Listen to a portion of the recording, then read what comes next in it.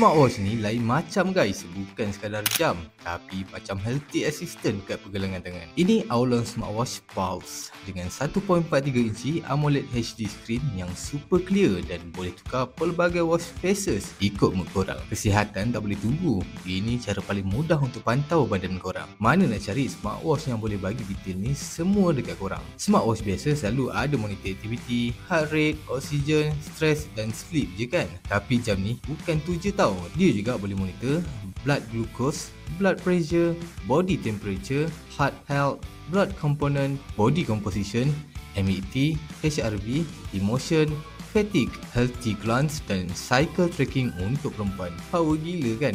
So far, sepanjang aku guna smartwatch ni, ini semua detail-detail yang direkod. Memang lengkap 24 hour pula tu. Jam ni pun tak ketinggalan untuk korang yang suka sport. Dia ada lebih 70 sport mode. Yang penting, 1 ATM waterproof rating. Jadi memang tak risau kalau kena hujan ataupun nak guna swimming. Dari segi design, serius nampak premium. Metal tau. Benda wajib macam Bluetooth call dan monitor notification tu confirm lah ada. Bateri dia pula boleh tahan hingga 5 ke 10 hari.